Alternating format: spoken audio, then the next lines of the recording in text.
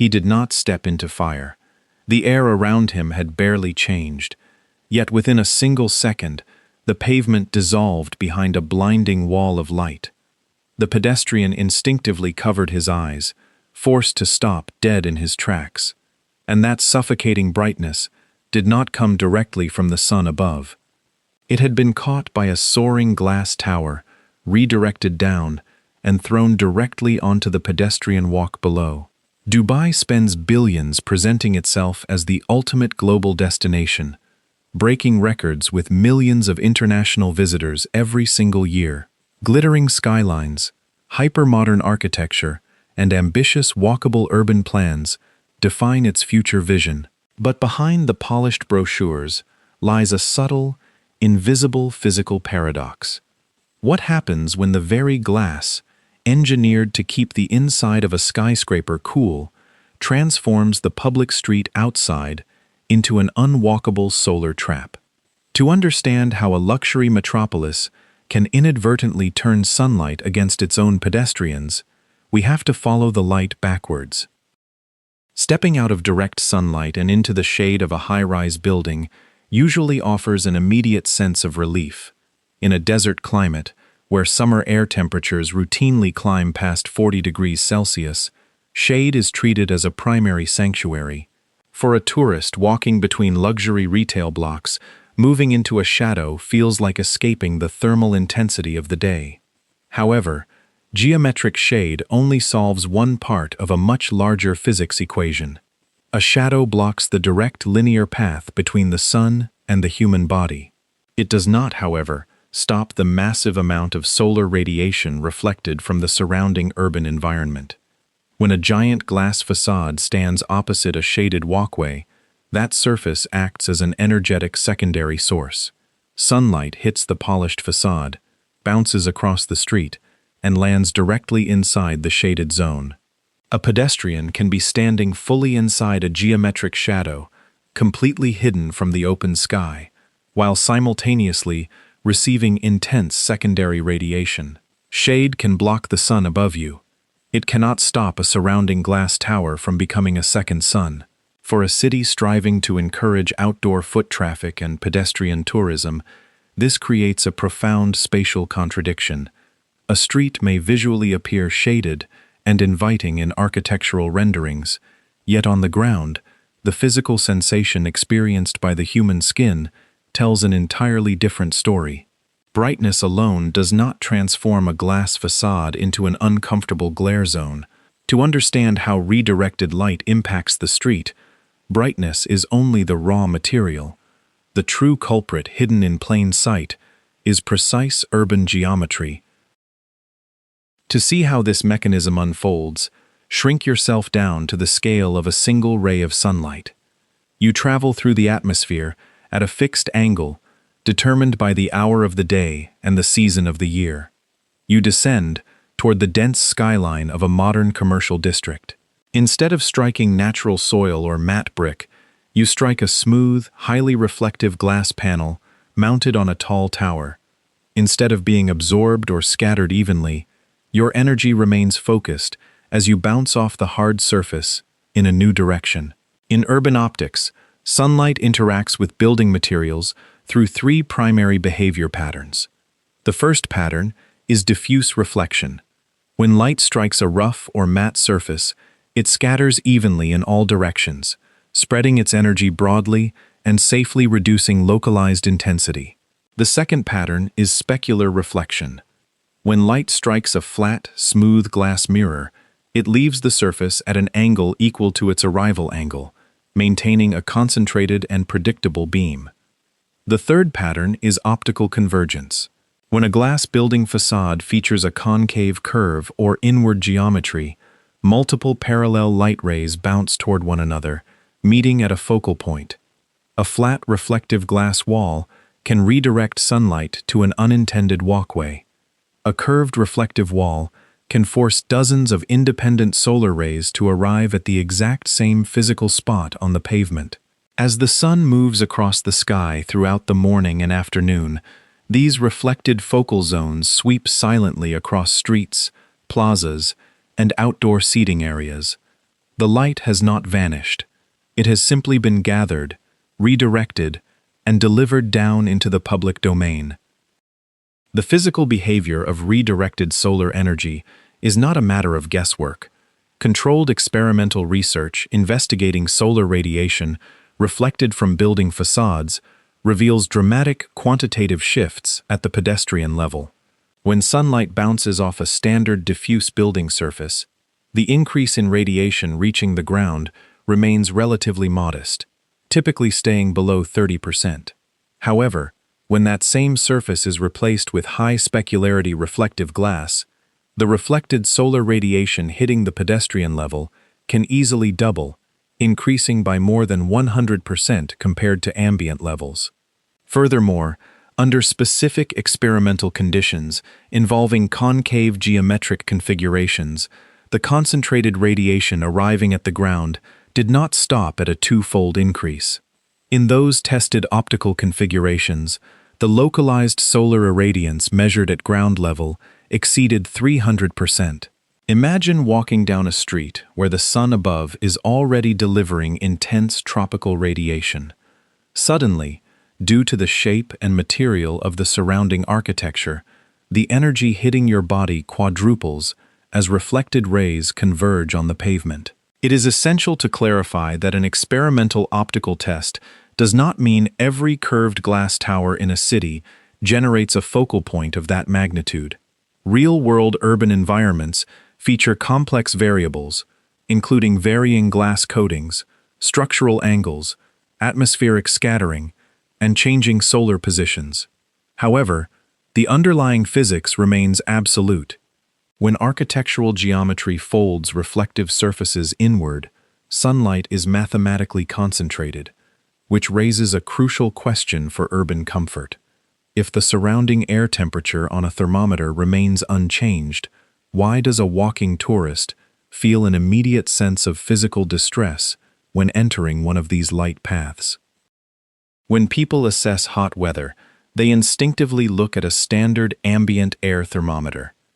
If the weather report reads 38 degrees Celsius, we assume that number defines the outdoor experience. However, standard ambient air temperature only measures the thermal kinetic energy of gas molecules floating in the atmosphere. It completely fails to capture the direct radiant energy transferring onto human skin. To accurately evaluate how a human body experiences an outdoor space, biometeorology relies on a different metric known as mean radiant temperature. Mean radiant temperature calculates the sum of all shortwave solar radiation and longwave thermal radiation bouncing off every surface surrounding the human body. The human body constantly exchanges energy with everything it can see, including the sky, the pavement, and surrounding building facades. When a pedestrian steps into a concentrated reflection zone, the air temperature does not rise instantly. The air molecules do not heat up within seconds. Instead, the high-intensity shortwave solar radiation hits the pedestrian's skin directly, transferring energy instantly upon contact. Simultaneously, the physical reactions of the body are triggered immediately. The pupils contract sharply to protect the retina from severe visual glare. The eyelids squint tightly, reducing the vertical field of vision. Rich spatial colors wash out into a harsh, high-contrast white haze. The pedestrian instinctively slows down, turning their head away from the glass tower, searching for physical relief even when the walkway ahead is entirely clear. The air thermometer on the wall might still read 38 degrees. Yet the human body experiencing the mean radiant temperature feels as though it has been thrust into an environment 10 degrees hotter.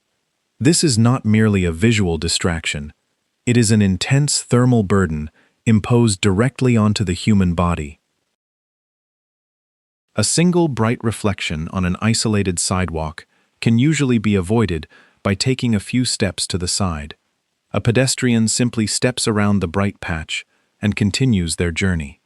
However, modern luxury cities rarely consist of isolated single towers standing in empty plains. They consist of high-density urban canyons where tall glass facades face each other across multi-lane avenues, paved plazas, and pedestrian walkways. When an entire street is constructed from reflective urban surfaces, the behavior of sunlight transforms into a multi-surface kinetic trap. Direct solar rays strike the upper levels of one glass tower. Instead of escaping back into the upper atmosphere, those rays bounce down onto the glass surface of the building across the street. The second building reflects the light once again, aiming it downward onto the stone or asphalt pavement below. The dark pavement, engineered to absorb heavy traffic, soaks up the radiation and begins heating up, re-radiating long-wave thermal heat back upward into the airspace. This dynamic turns the street into an open-air room with reflective glass walls and no ceiling. Throughout the day, as the sun traverses the sky, the reflection zones do not stay still. A walkway that was comfortably shaded at 9 in the morning becomes an intense optical focal path by noon. By 3 in the afternoon, the reflection shifts across the street, illuminating a Marabdoor cafe dining area that was designed to offer outdoor leisure. The shade becomes fragmented, unstable, and unpredictable. For a tourist attempting to navigate the city on foot, the environment feels hostile and exhausting. Yet, there is one compelling reason to believe this phenomenon should not exist in a modern, highly engineered metropolis. No modern skyscraper in a modern city is designed by guesswork. Contemporary architecture relies on sophisticated computational software, advanced structural engineering, and strict environmental building codes. Before a single foundation pile is driven into the soil, digital models simulate solar gain, structural wind loads, daylight penetration, and energy consumption. Dubai, in particular, operates under comprehensive green building frameworks, such as the Al Safat regulations established by the local municipality. These regulatory standards mandate strict performance metrics for building envelopes. Architects utilize specialized low-emissivity glass, advanced solar control coatings, and high-performance double or triple glazing units. These materials are explicitly designed to block infrared radiation and solar heat gain from entering the interior of the building. By reflecting solar energy away from the facade, the building significantly reduces its internal cooling load, cutting air conditioning electricity demand and lowering carbon operational footprints. Engineers review the digital simulations, authorities verify the compliance checklists, and the project receives its environmental efficiency certification. From an engineering perspective, the building is an absolute success.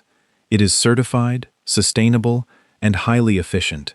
The internal environment is perfectly climate-controlled, maintaining a crisp 21 degrees Celsius behind tinted glass, while the desert sun blazes outside.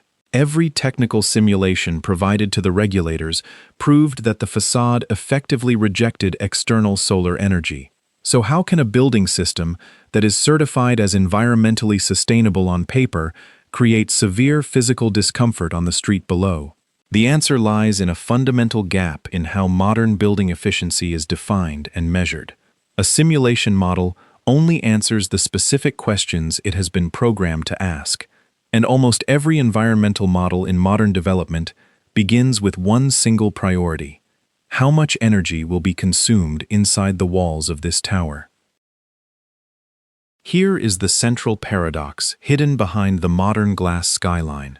When a high-performance reflective facade rejects solar radiation, that energy does not magically disappear into nothingness. Energy in a physical system must be conserved.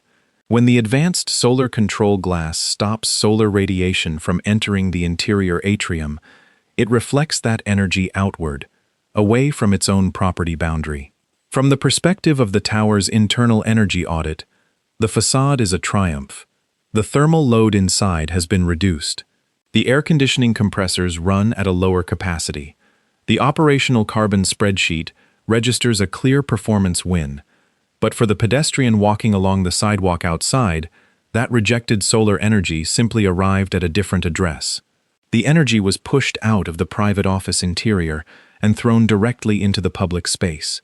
The tower successfully cooled itself by transferring part of its thermal burden onto the street below. Consider the profound economic and social question this creates for urban planning. Can a building truly be called environmentally efficient if its design achieves energy savings inside by worsening the microclimate of the public realm outside? Inside the tower, office workers sit comfortably behind tinted double glazing, enjoying panoramic views of the city while consuming minimal cooling power. Outside on the pavement, a family of tourists, a delivery driver, or a hotel concierge steps into the path of that exact same rejected light. The internal spreadsheet records a reduction in energy demand. The public street absorbs the physical consequences. The building did not solve its solar energy challenge. It simply externalized the cost. This dynamic reveals a critical systemic gap in contemporary urban regulation. The problem is not that environmental engineers lack the capability to calculate optical reflections. Modern ray tracing software can model the precise trajectory of millions of light beams across 365 days of solar movement with extreme mathematical accuracy. The real systemic problem is whether standard development regulations require anyone to track those light rays after they leave the boundaries of the construction site. Historically, environmental impact assessments for real estate developments focus primarily on site-specific boundaries. Does the building comply with internal lighting standards? Does the envelope meet thermal insulation requirements? Does the wind tunnel test prove structural safety? Rarely do standard municipal approval checklists require a full quantitative assessment of pedestrian mean radiant temperature on public walkways across every hour of the year. Furthermore, urban landscapes are constantly changing. A glass tower built today might reflect sunlight harmlessly onto an empty vacant lot. But 5 years later, a new hotel, a public park, or a major pedestrian boulevard is constructed right on that lot, directly in the path of the existing optical reflection.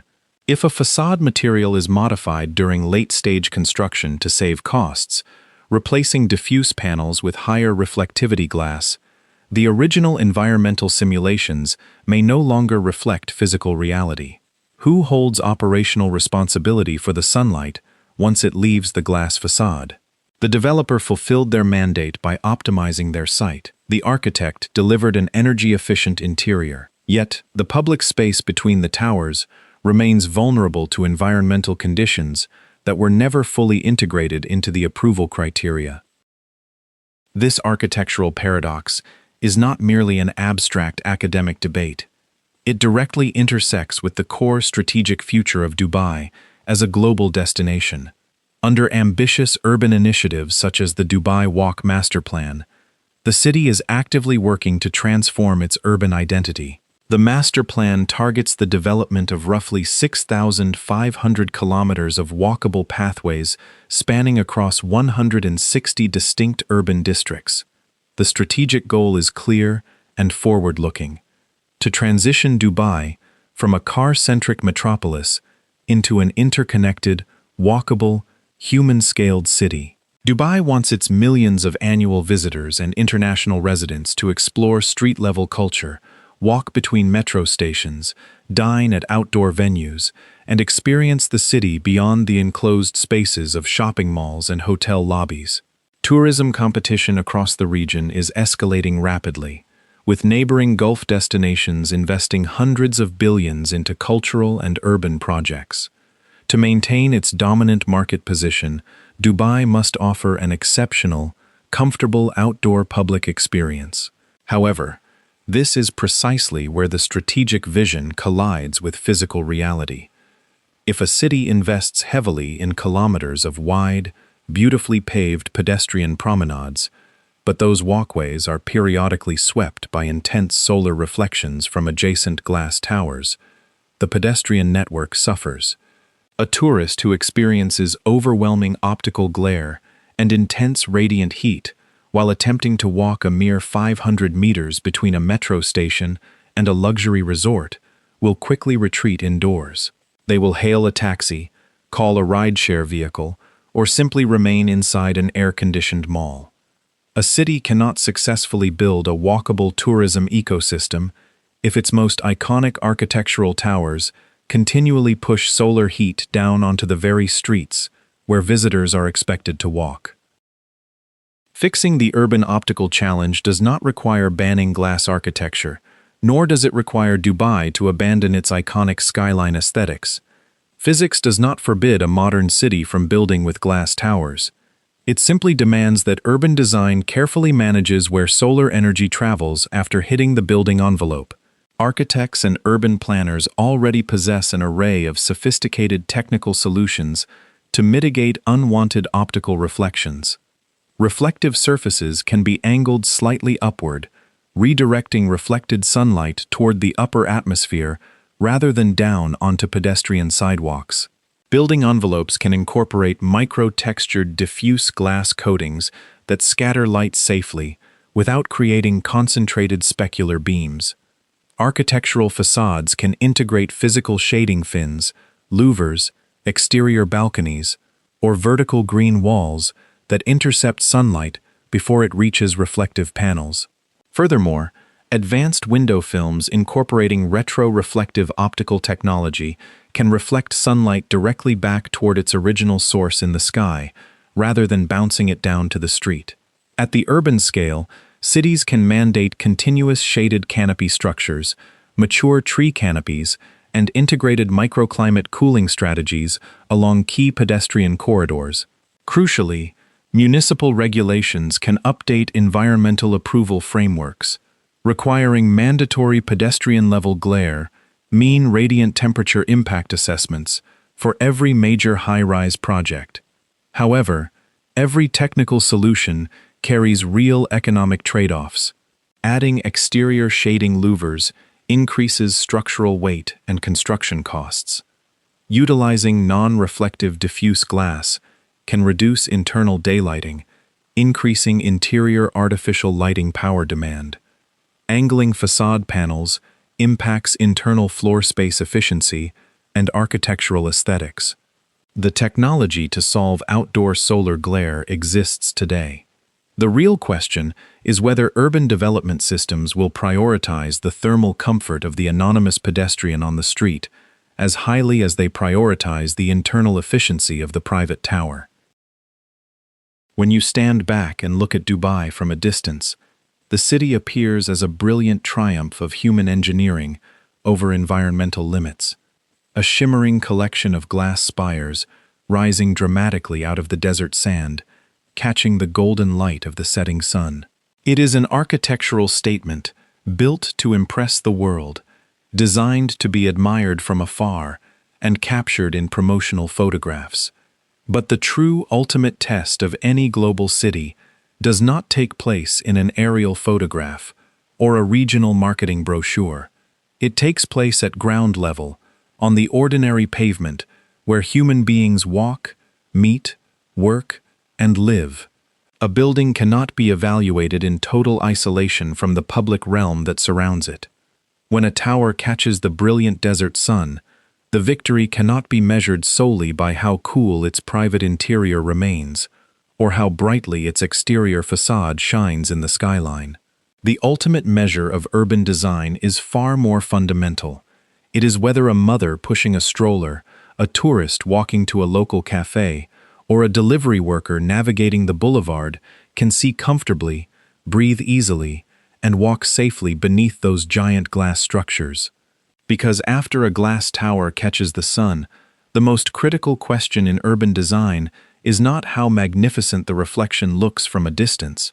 The most important question is who that redirected light was thrown at. This video presents an independent architectural, physical, and urban planning analysis based on publicly available scientific literature, regulatory frameworks, and urban development plans current at the time of publication. The analysis examines systemic engineering mechanisms, optical principles, and urban comfort dynamics in desert environments. It does not assert that all glass structures in Dubai create dangerous glare zones, nor does it make claims regarding specific construction violations. This content is produced strictly for educational, informational, and analytical purposes and does not constitute formal architectural, engineering, legal, or investment advice. If you value deep-dive investigative documentaries that look beyond promotional skylines to examine the hidden engineering and economic systems shaping our modern cities, please consider subscribing to the channel. Leave a comment below sharing your thoughts on whether future urban development codes should require glass towers to account for pedestrian comfort on public streets. Thank you for watching, and stay tuned for our next investigation.